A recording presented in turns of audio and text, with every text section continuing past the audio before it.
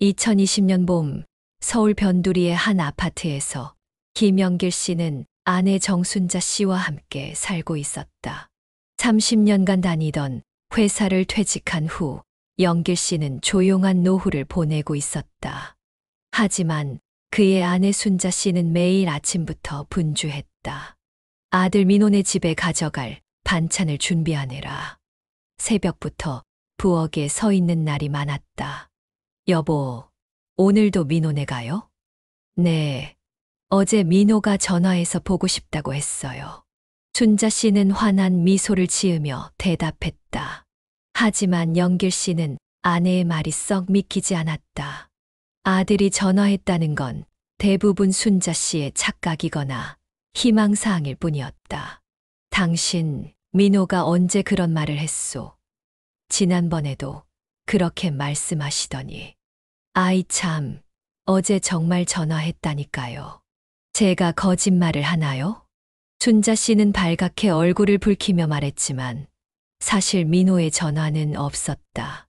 다만 어제 민호의 아내 서연이가 인스타그램에 올린 사진을 보고 반찬이 떨어졌을 거라 짐작했을 뿐이었다.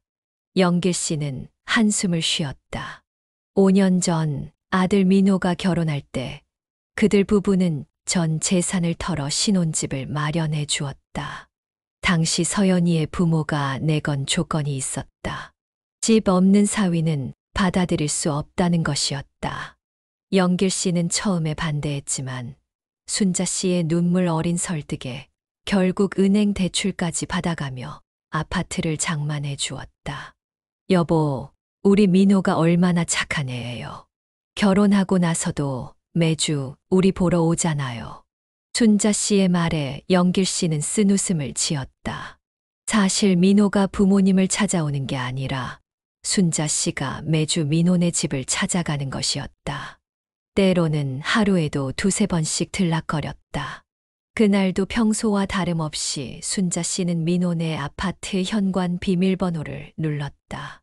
손에는 새벽부터 준비한 반찬 가득한 장바구니가 들려 있었다. 하지만 문을 열자마자 예상치 못한 광경이 펼쳐졌다. 어머니? 서연이의 어머니가 거실 소파에 앉아 있었다. 순자 씨는 당황한 기색을 감추지 못했다. 서연이는 부엌에서 분주히 무언가를 하고 있었고 민호는 어색한 표정으로 자리에서 일어났다. 어머니, 오늘은 왜 미리 연락도 안 하시고? 민호의 말에 순자 씨의 가슴이 철렁 내려앉았다. 평소에는 한 번도 하지 않던 말이었다. 서연이의 어머니 앞이라 그런지 민호의 목소리에는 약간의 짜증이 묻어 있었다. 아, 그냥 반찬 좀 가져왔어. 금방 갈게. 순자 씨는 떨리는 손으로 장바구니를 내려놓았다. 서연이의 어머니는 그런 상황을 불편한 듯 지켜보고만 있었다. 어머니, 사실 드릴 말씀이 있어서요. 서연이가 부엌에서 나와 조심스럽게 입을 열었다. 저희도 이제 신혼인데 좀 저희끼리 시간을 보내고 싶어서요. 너무 자주 오시는 것 같아서. 순자 씨는 그 자리에서 쓰러질 것만 같았다. 귀까지 빨개진 채 서연이의 말을 듣고 있자니 민호가 끼어들었다. 어머니, 저희가 이제 알아서 잘 살 수 있으니까 너무 신경 쓰지 마세요. 가끔 보면 되죠. 아들의 말이 가슴을 파고들었다. 매일같이 반찬을 해다 주고 집안일을 도와주던 게 오히려 폐가 되었다는 듯한 말투였다. 순자 씨는 아무 말도 하지 못한 채 그대로 현관문을 향해 돌아섰다. 집으로 돌아오는 길, 순자 씨의 눈에서는 눈물이 멈추지 않았다. 현관문을 열고 들어서자 영길 씨가 TV를 보다가 아내를 발견했다. 여보, 왜 이렇게 일찍 와요? 무슨 일 있었어요? 그게. 순자 씨는 말을 잇지 못하고 흐느꼈다. 영길 씨는 아내의 어깨를 감싸 안았다. 서연이 어머니가 와 계셨나 봐요. 근데 민호가. 순자 씨는 말을 잇지 못했다. 영길 씨는 이미 짐작하고 있었다. 당신, 내가 그랬잖아요. 너무 자주 가지 말라고. 젊은 부부가 살면서 시어머니가 매일 들락거리면 며느리 입장에서 얼마나 부담스러울까 생각해 보라고 했잖아요. 하지만 저는 그저 도와주고 싶었을 뿐인데, 그건 당신 마음이고 받는 사람 입장은 다를 수 있다는 걸 이해해야죠. 영길 씨의 말에 순자 씨는 더욱 서럽게 울었다. 그때 휴대폰이 울렸다. 발신자는 민호였다. 어머니, 죄송해요. 아까는 제가 너무 심했어요. 아니야. 내 말이 맞아. 엄마가 너무 자주 갔나 보다. 그게 아니라 사실은 서연이 어머님이 저희 집에서 한 달 정도 계시기로 했거든요. 그래서 어머니께 말씀드리려고 했는데 순자 씨는 그제서야 모든 것을 이해했다. 서연이의 어머니는 한 달이나 머무를 수 있는데 자신은 30분도 있지 못하고 쫓겨나다시피 했다는 사실이 가슴을 더욱 아프게 했다. 알았어. 엄마는 이제 신경 안 쓸게. 너희 편하게 살아라. 전화를 끄는 순자 씨의 얼굴에는 깊은 상처가 새겨져 있었다. 영길 씨는 말없이 아내의 손을 잡았다. 여보, 우리가 집을 사준 게 말하지 마세요. 이제 후회해도 소용없어요. 그로부터 한 달이 지났다. 순자 씨는 더 이상 민호네 집에 가지 않았다. 대신 매일 아침 서연이의 SNS를 들여다보는 것이 일과가 되었다. 오늘도 서연이가 올린 사진에는 시어머니가 차려준 반찬은 쓰레기통에 버리고 장모님이 해주신 음식들만 자랑스레 올라와 있었다. 여보, 밥 먹어요. 영길 씨의 부름에 순자 씨는 휴대폰을 내려놓았다. 오늘은 민호 생일이에요. 알아요. 하지만 연락 없잖아요. 서연이가 우리 아들을 완전히 자기 집안 사람으로만 만들어버렸어요. 순자 씨는 망설이다 문자를 보내보기로 했다. 생일 축하한다, 아들. 곧바로 답장이 왔다. 죄송해요, 어머님. 오늘은 저희 엄마 댁에서 생일 파티하기로 했어요. 다음에 뵐게요. 이걸 봐요. 여보, 이제는 생일도 저쪽 집에서만 하나 봐요. 내가 키운 아들인데.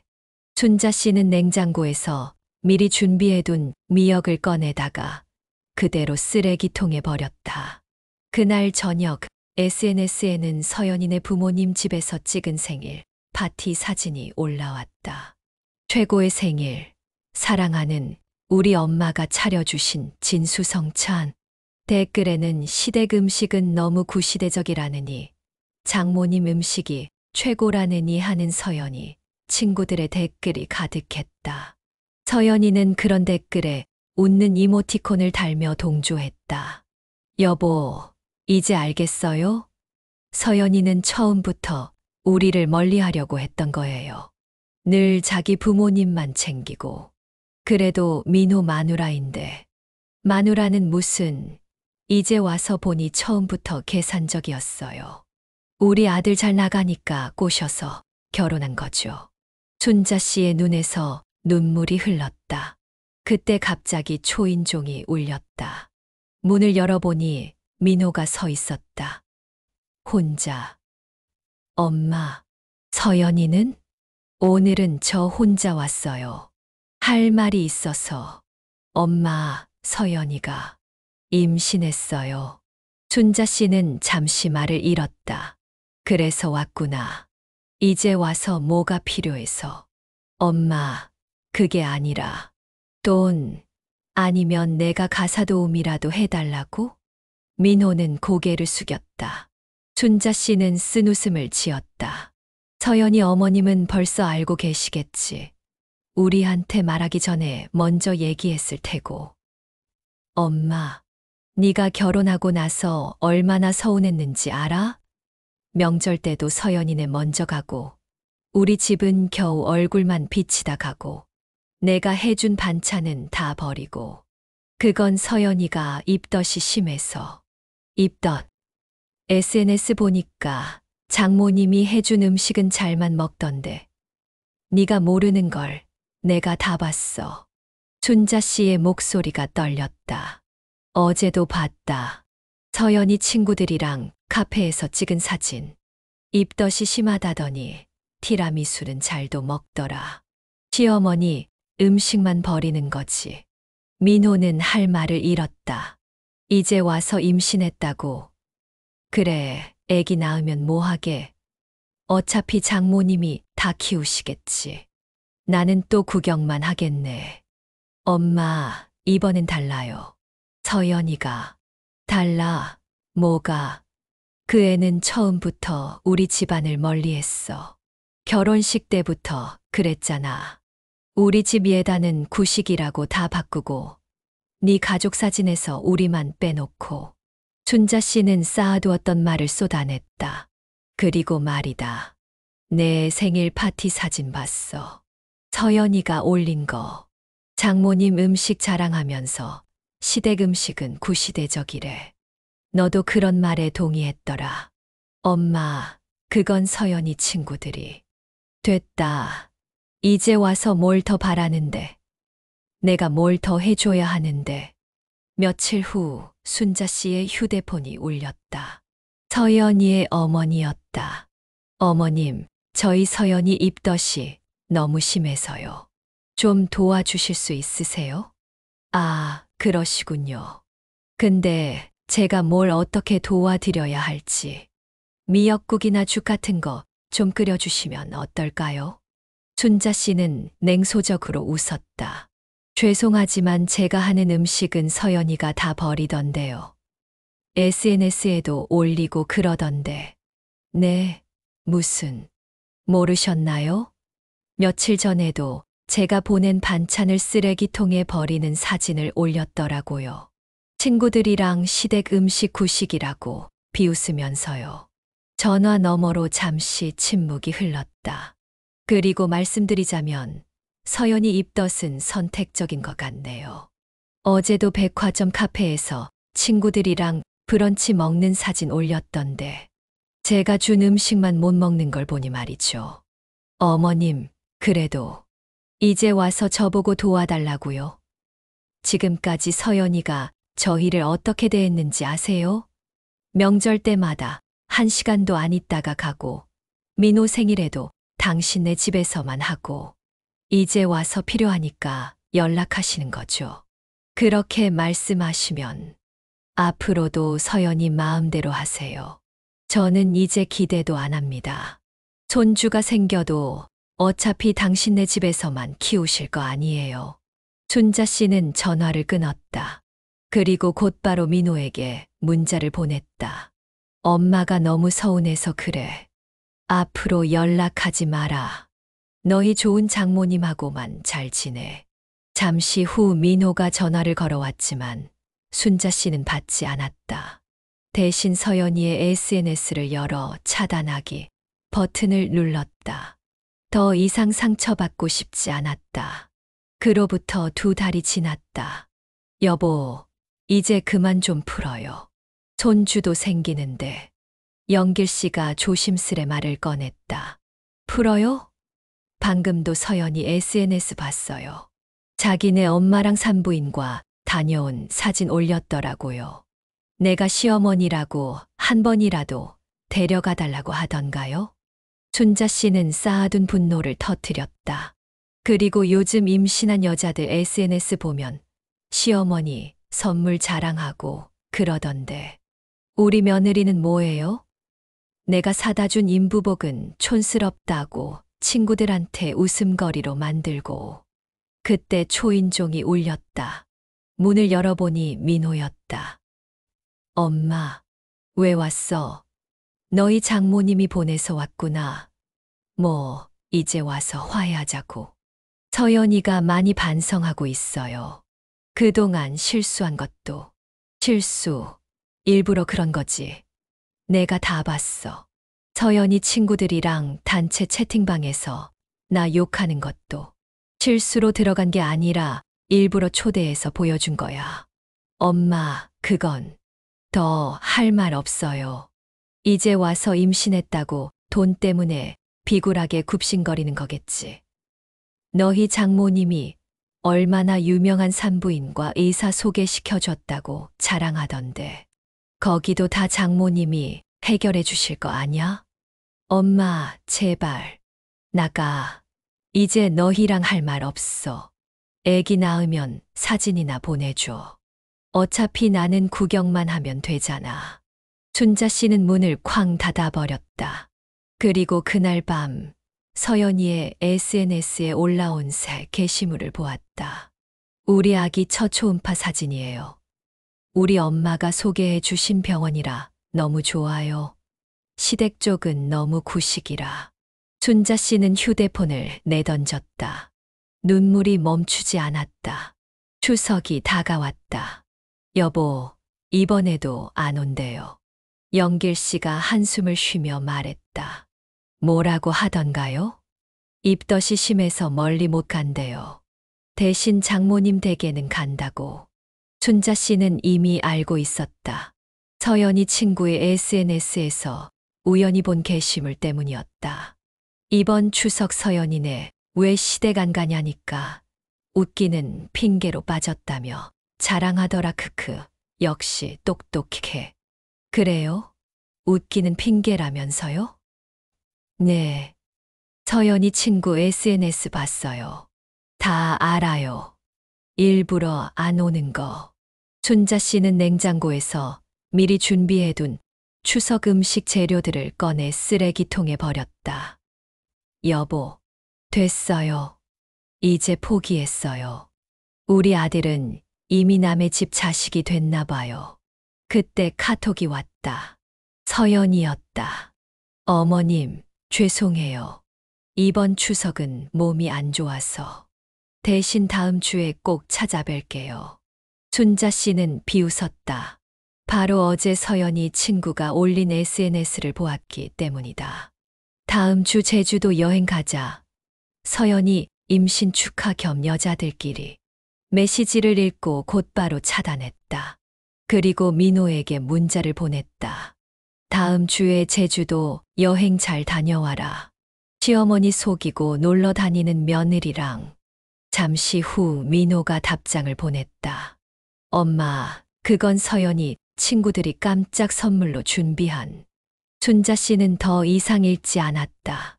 대신 서랍에서 민호의 어린 시절 앨범을 꺼냈다. 내가 뭘 그렇게 잘못했나. 이렇게 키운 아들인데. 저녁이 되자 서연이의 SNS에 새 게시물이 올라왔다. 임신하고 처음 먹어보는 장어구이, 우리 엄마가 보양식이라고 사주셨어요. 시댁은 촌스럽게 미역국만 고집하더니 춘자 씨는 그날 밤 오랜만에 약을 먹고 잠들었다. 겨울이 찾아왔다. 여보, 전화 왔었어요. 영길 씨가 조심스레 다가왔다. 누구요? 민호예요. 서연이가 유산 위험이 있대요. 춘자 씨는 잠시 굳었다. 손주에 대한 걱정이 먼저 들었지만 곧 냉정해졌다. 그래서요? 또 돈 달라는 거예요? 아니, 그게 서연이가 엄마를 보고 싶다고. 그때 순자 씨의 휴대폰이 울렸다. 서연이의 친구가 실수로 순자 씨를 태그한 SNS 알림이었다. 서연아, 걱정 마. 이번 주말에 우리가 간호해 줄게. 거짓말이에요. 또 거짓말. 시어머니한테는 병원 입원한다고 했다며. 크크, 편하게 놀자. 네. 지금도 SNS 봤어요. 친구들이랑 놀기로 했대요. 병원 입원은 핑계고. 영길 씨는 말을 잃었다. 그날 저녁 민호가 찾아왔다. 엄마, 제발 한 번만 봐주세요. 서연이가 정말 반성하고. 반성? 방금도 친구들이랑 주말 약속 잡았더구만. 입원한다고 거짓말하고. 그건 서연이가 스트레스 받지 말라고. 거짓말하는 게 스트레스 안 받는 거야? 내가 바보로 보여? 춘자 씨는 서랍을 열어 서류 하나를 꺼냈다. 이거. 며칠 전에 서연이 친구 엄마가 보내줬어. 서연이가 SNS에 올린 글들 다 캡처해서 모아뒀대. 시어머니 구식이라 못 써요. 시댁은 촌스러워서 안 가요. 시어머니가 준 음식은 냄새나서 버렸어요. 민호는 고개를 숙였다. 그리고 이것도 봐. 순자 씨는 또 다른 캡처본을 보여줬다. 임신한 거 알려주기 싫었는데 시댁에서 돈 받아야 해서 어쩔 수 없이 말했어. 엄마, 이제 됐어. 나가. 돈 필요하면 장모님한테 달라고 해. 나는 이제 너희 엄마 아니야.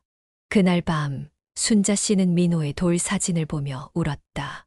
옆방에서는 영길 씨의 한숨 소리가 들려왔다. 봄이 왔다. 여보, 손주가 태어났대요. 영길 씨의 목소리가 떨렸다. 순자 씨는 말없이 창밖을 바라보았다. 벚꽃이 흩날리고 있었다. 여자애래요. 이름은 됐어요. 듣고 싶지 않아요. 그때 카톡이 왔다. 서연이의 친구였다. 어머님, 죄송합니다. 제가 이걸 보내드려야 할 것 같아서요. 첨부된 사진은 산후조리원 단체 채팅방이었다. 서연이 시어머니는 절대 못 오게 해야 돼. 애기 업으면서 잔소리할까봐. 친구일 당연하지. 우리 때처럼 해. 시어머니 오면 애기가 예민해진다고 해. 서연이 우리 엄마만 오시게 할 거야. 시어머니는 나중에 100일 잔치 때나. 친구의 100일 잔치도 그냥 안 불러도 되지 않나. 어차피 구식으로 다 망칠 텐데. 순자 씨는 휴대폰을 내려놓았다. 여보, 나 지금 가방 싸서 언니네 가요. 네, 갑자기요. 더는 못 버티겠어요. 잠시 정신 좀 차릴게요. 그날 밤 민호에게서 전화가 왔다. 엄마, 우리 딸 보러 안 오실 거예요? 너희가 오라고 했니? 그게 산후조리원 단체 채팅방 봤다. 다 알아. 엄마, 그건 서연이가 그냥 실수로. 실수. 지난 3년 동안 그 애가 한 모든 게 실수였니? 순자 씨의 목소리가 떨렸다. 난 이제 너희한테 아무것도 기대하지 않아. 그동안 내가 바보처럼 속은 게 부끄러워. 엄마, 그리고 민호야. 네, 내가 결혼할 때 나한테 약속했지. 서연이가 나를 친엄마처럼 모실 거라고. 근데 지금 어떻게 됐어? 너는 아들로서 날 지켜주기는커녕 서연이 편만 들었어.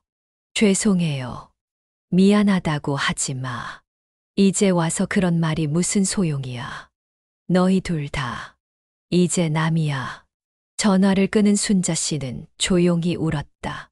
창밖에선 여전히 벚꽃이 흩날리고 있었다. 여름이 되었다. 여보, 이제 그만 돌아오시죠. 영길 씨가 전화했다. 조금만 더요. 아직은 100일 잔치 초대장이 왔어요. 순자 씨는 잠시 침묵했다. 안 갈 거예요. 하지만 손주인데. 손주, 그 애들은 나를 할머니로 생각하지도 않아요. 그때 카톡이 왔다. 이번엔 서연이의 엄마였다. 언니, 이러지 마세요. 서연이가 많이 반성하고 있어요. 100일 잔치만이라도. 순자 씨는 쓴웃음을 지었다. 바로 어제 본 서연이의 SNS가 떠올랐다. 100일 잔치 드디어 준비 끝. 시어머니 안 오시는 게 다행이야. 있으면 사진 분위기 다 망칠 뻔. 답장을 보냈다. 죄송해요. 전 이제 그 집 시어머니 아니에요. 애기 예쁘게 키우세요. 그리고 모든 연락처를 차단했다. 다음 날 민호가 찾아왔다. 엄마, 왜 왔어? 제발 한 번만 봐주세요. 지선이가. 지선이? 네, 우리 딸 이름이에요. 순자 씨의 눈에 잠시 그리움이 스쳤다. 하지만 이내 차갑게 식었다. 그 이름도 장모님이 지어주셨겠네. 엄마, 돌아가. 이제 나한텐 아들도 없고, 며느리도 없고, 손주도 없어. 정말 이대로 끝내실 건가요? 끝낸 건 내가 아니라 너희야. 민호는 무릎을 꿇었다. 제발요. 지선이가 할머니를 보고 싶어 해요. 거짓말 그만해. 태어난 지 100일도 안 된 애가 뭘 안다고. 엄마가 잘못했어요. 제가 잘못했어요. 한 번만 용서해 주세요. 순자 씨는 창밖을 바라보았다. 매미 소리가 요란했다. 용서. 그래, 용서는 해줄게. 하지만 잊지는 못해. 그럼 이제 그만 가. 나도 이제 새로운 삶을 살아보려고 해. 민호가 돌아간 후 순자 씨는 오래된 사진첩을 꺼냈다. 민호의 돌잔치 사진, 결혼식 사진. 마지막 페이지를 넘기고 사진첩을 닫았다. 이제 정말 끝이었다. 1년 후 겨울. 여보, 이사 준비 다 됐나요? 영길 씨가 물었다. 네, 거의요. 순자 씨는 마지막 짐을 정리하고 있었다. 작년 여름 이후 많은 것이 바뀌었다. 순자 씨는 요양보호사 자격증을 땄고, 이제 제주도의 한 요양원에서 일하기로 했다. 정말 결심하신 거예요. 네, 새로 시작하고 싶어요. 그때 초인종이 울렸다. 문을 열자 민호와 서연이가 서 있었다. 그리고 서연이의 품에는 지선이가. 엄마, 왜 왔니? 이사 가신다고 들었어요. 서연이가 떨리는 목소리로 말했다. 그래, 이제 너희도 편해지겠다. 죄송해요, 어머님. 서연이의 눈에서 눈물이 흘렀다. 이제 와서 지선아, 할머니께 인사드려야지. 서연이가 아이를 들어 올렸다. 지선이가 순자 씨를 바라보며 방긋 웃었다. 그 순간 순자 씨의 마음이 흔들렸다. 하지만 예쁘구나. 잘 키워. 차갑게 말했다. 어머님, 이제 가봐. 나 바빠. 문이 닫히고 순자 씨는 벽에 기대어 주저앉았다. 여보, 영길 씨가 다가왔다. 괜찮아요. 이게 더 나아요. 눈물을 훔치며 말했다. 다음 날 아침, 제주행 비행기를 타기 전 마지막으로 집을 돌아보았다. 30년을 살았던 집, 민호를 키웠던 집, 이제는 추억이 될 집. 가요, 여보. 순자 씨가 먼저 걸음을 옮겼다. 비행기 안에서 창밖을 바라보며 생각했다. 이제 정말 끝이구나. 하늘에서 눈이 내리기 시작했다. 새하얀 눈처럼 모든 것을 새롭게 시작하고 싶었다. 휴대폰을 켜자 마지막 메시지가 와 있었다. 엄마, 언제든 돌아오실 수 있어요. 우리가 기다릴게요. 순자 씨는 조용히 삭제 버튼을 눌렀다. 이제는 정말 새로운 시작이었다. 더 많은 지혜로운 이야기를 함께 나누고 싶으시다면 좋아요 버튼을 눌러주세요. 영상이 도움이 되셨다면 좋아요는 큰 힘이 됩니다. 구독 버튼을 눌러주세요. 종 모양 알람 버튼을 눌러 전체 알림부로 설정해 주세요. 새로운 영상이 올라올 때마다 가장 먼저 만나보실 수 있습니다. 댓글로 여러분의 생각을 나눠주세요. 다음에 다루었으면 하는 주제나 고민이 있다면 댓글로 남겨주세요. 여러분의 의견이 다음 영상의 소중한 밑거름이 됩니다. 앞으로도 삶에 도움이 되는 의미 있는 이야기로 찾아뵙겠습니다. 함께 해주셔서 감사합니다. 다음 영상에서 만나요.